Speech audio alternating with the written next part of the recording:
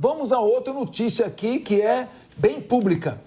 A bancada do PSB deve se reunir amanhã com o candidato à presidência da Câmara, Hugo Motta. Segundo apurou o portal Metrópolis, os deputados da sigla socialista vão solicitar mais protagonismo para a legenda na casa. Os parlamentares pretendem pedir a Motta a presidência de comissões temáticas na Câmara e aprovação de alguns projetos de lei. A expectativa é que o partido e o PDT, também de esquerda, anunciem apoio ao candidato de Lira nesta semana. Laura Porto, você que está permanentemente ali em Brasília, como você vê essa postura? É um pragmatismo do PDT e do PSB? Ou seja, já que o candidato do Lira vai vencer mesmo as eleições, é melhor separar para a gente um pedacinho da estrutura. Gostaria de te ouvir. Nós sabemos que temos muitos acordos partidários ali que rondam essa questão das eleições. Agora, com o Elmar Nascimento, de fato, vendo que ele perdeu força e saindo ali dessa frente de batalha, né, que ele não está conseguindo crescer de jeito nenhum, e entrando justamente esse apoio mais forte ao Hugo Motta. Mas, além de todas essas questões de fato, dos partidos terem essas conversas para apoiar um candidato, nós temos que levar um ponto muito em consideração aqui. O candidato Hugo Motta, ele é uma pessoa extremamente capaz. Ele é a pessoa mais jovem, né, a ser deputado federal, com 21 anos. Ele já teve 4 mandatos. Ele é uma pessoa que eu posso dizer, estando ali, né, andando nos corredores do Congresso Nacional, que ele é uma pessoa muito querida. Ele é uma pessoa que não é uma pessoa midiática. Se procurarem nessas questões midiáticas que já aconteceram com o deputado, não vão encontrar, porque ele é uma pessoa mais low profile, podemos dizer assim. Ele tem um ótimo trânsito ali dentro do Congresso Nacional. Então, ele é uma pessoa, assim, realmente é um nome muito forte. Tanto é que ele está conseguindo um apoio tão grande. Já são 8 partidos que estão apoiando ele, dentre eles, tanto o PT como o PL. Então, temos aqui um acordo de extrema-direita, extrema-esquerda, tudo sem polarizado, estão apoiando o candidato e, de fato, tanto o PSB como o PDT agora estão caminhando para também dar esse apoio ao candidato Hugo Motta, agora que o Elmar já entendeu que talvez ele não vá, de fato, conseguir crescer mais nessa questão. Henrique Kriegner, eu quero agora o seu comentário com as observações, claro, desairosas que serão feitas por Guilherme Mendes, que provavelmente não vai concordar com você. E é por isso que os dois estão aqui, para que haja debate, porque senão não tem linha de frente, fica linha de lado. Então, eu queria perguntar para você, Kriegner, o presidente gastou 50 bilhões de reais em emendas parlamentares. Cedeu ministérios importantíssimos, fundamentais para o Centrão, inclusive sacrificando companheiros leais, aliados de todos os momentos, como Márcio França, que foi fundamental para a eleição do presidente Lula. Então, o governo fez várias concessões, gestos à Câmara dos Deputados. Não seria razoável, depois de comprometer o equilíbrio fiscal com tantos gastos de emendas parlamentares, comprometer o próprio programa de governo, cedendo parte desse governo ao Centrão, que o governo tivesse mais condições de influenciar na eleição de presidente da Câmara? São Paulo, o governo do estado, ele influencia, sempre influenciou o candidato a presidente da Assembleia Legislativa. O estado economicamente mais rico, politicamente mais importante do país, e na Assembleia Legislativa, que é o segundo maior parlamento da América Latina, o governador tem influência. Se o candidato não for do partido do governador, ele já nem se arrisca a ser candidato. Não quer dizer que sempre vão apoiar, às vezes podem até torcer o nariz, pode ser do partido do governador e não quererem, torce o narizinho, mas acabam aceitando, mas não vai vetar. No Congresso Nacional não acontece isso. Seria um desprestígio do governo federal não conseguir eleger o presidente da Câmara? A gente não gosta de interferir. Quem não gosta de interferir? A gente respeita. Que conversa é? Vamos falar de política. O governo está sem força para influenciar nessa eleição e por isso aceitou o candidato do Lira, que era a sua fala com o comentário e o protesto do Guilherme Mendes. Está sem força sim, e a força que tem é a econômica, né? É o dinheiro, é a emenda, vai colocando, molhando a mão e assim vai ganhando o apoio político. Perdeu uma capacidade muito grande que teve no passado, que era de articular. Isso também é reflexo aí de todas as crises que o PT vem passando.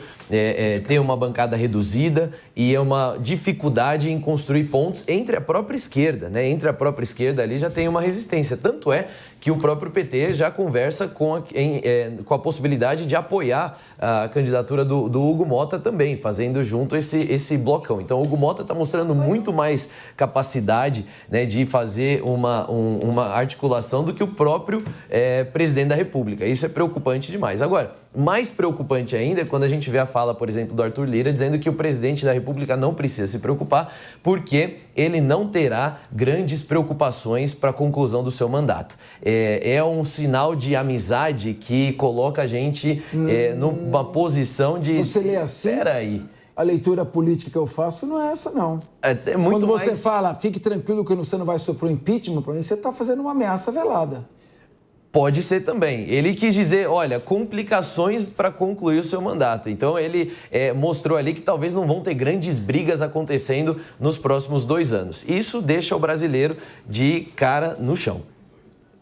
Guilherme Mendes, eu sei que você não concorda nem comigo, nem com o Kriegner. Eu, na verdade, não é que minha função é estimular, acirrar o debate para que vocês possam estressar ao máximo. Então, eu estou te provocando para tentar extrair ao máximo de você. O governo foi fraco e não conseguiu eleger sequer o seu candidato na presidência. Aliás, nem teve um candidato para disputar a presidência da Câmara. O que isso vai redundar em termos de custo de emendas parlamentares? Porque você tem um parlamento que você não comanda. Primeiro que você não pode, as pautas suas de costumes já estão praticamente enterradas. As pautas da esquerda, a pauta woke da esquerda, já está completamente enterrado. Segundo, que as pautas parece que mais importantes ficarão na dependência das emendas parlamentares. Seria o caso de chamar aqui à luz a frase do imortal Jô Soares, que bocão do Congresso Nacional? Capês, essa composição da nova presidência do Congresso, da nova presidência da Câmara, mostra um pouco do retrato de como o eleitorado caminhou nessas eleições agora passadas próximas aí de 2024. Uma tendência de um centro-direita, já que o Hugo Motta junta dentro da sua base PL, republicanos, agora a possibilidade de ida do PSB, além disso o PT e talvez o PSD de dado, à medida em que o deputado Brito pode ser que abra a mão da sua candidatura, que já foi lançada, inclusive endossada. Você fez alguma ironia? Não. Por quê? Porque você está falando de emenda parlamentar, PSD de dado? Não, nenhuma. Não. É que eu falei PSB e aí fiz questão de fazer a distinção do PSD, porque a princípio o deputado Brito vai concorrer com o apoio do Gilberto Kassab e mantém a sua candidatura. Mas não se sabe se isso de fato vai ser levado a cabo, pode ser que ele desista. E aí, se isso acontecer, nós vamos ter os grandes partidos da Câmara todos em volta de um único nome, Hugo Motta. E isso, de uma certa forma, é bom, porque dá uma estabilidade para o país. A última eleição da Câmara em que a presidente, no caso Dilma, indicou o seu candidato, a gente viu o que deu. O Congresso não aceita.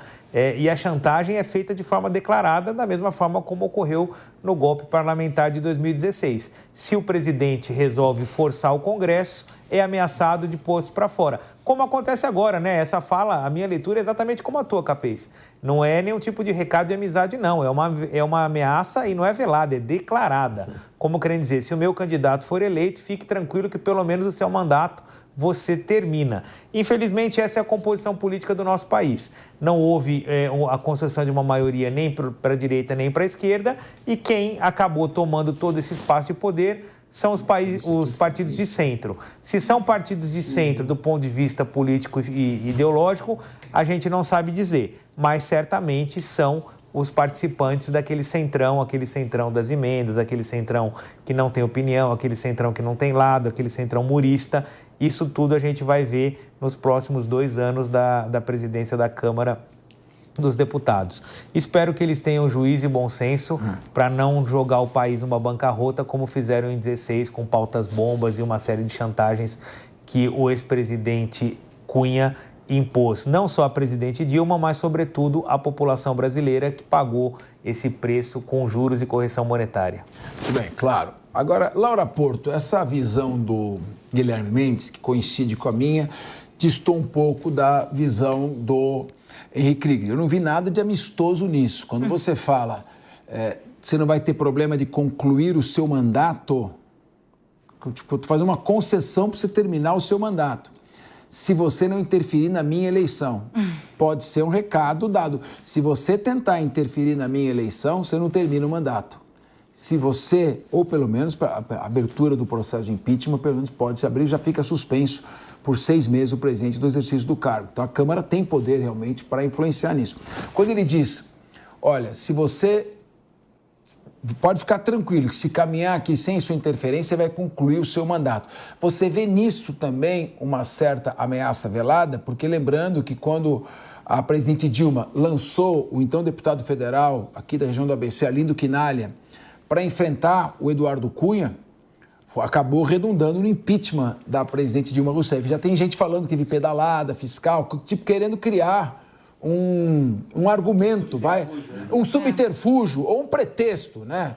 Para poder dar seguimento, pelo menos, a uma ameaça velada. Você vê assim ou você vê mais como Krieger, com um gesto mais de carinho e de amizade entre o Arthur Lira e o presidente? Eu, sinceramente, vejo como um gesto de carinho, podemos dizer assim. Não, eu acho que eles estão, sim, com um tom ameno e com um tom de realmente estreitar relações. Como eu disse, o próprio candidato Hugo Mota, ele é uma pessoa que tem uma leveza ali no trânsito dele. Então, ele é uma pessoa que não teria grandes problemas para, de fato, sentar e tratar questões super importantes com o presidente do Brasil e com qualquer outro tipo de poder que nós tenhamos que discutir. Ele é uma pessoa, como eu disse, né, que não é uma pessoa polêmica, como já foi falado aqui, ele está sendo apoiado por todos os lados, são vários partidos, inclusive PL e PT, apoiando a sua candidatura. Então, eu vejo isso como, de fato, mostrando para a presidência que ele, sim, vai trazer um tom apaziguador e um tom de criar relações. O Hugo, ele é conhecido lá dentro da Câmara dos Deputados como uma pessoa que justamente cria esses laços e essas relações com muita tranquilidade. Então, eu, sinceramente, né, óbvio que é uma questão pessoal, não vejo isso como um tom de ameaça. Importante a fala da Laura Porto, que ela está permanentemente em Brasília, faz uma interpretação mais próxima da realidade. Ela não vê isso como uma ameaça. Ficam aqui as posições divergentes e a opinião final é sua sempre, nosso ouvinte e telespectador.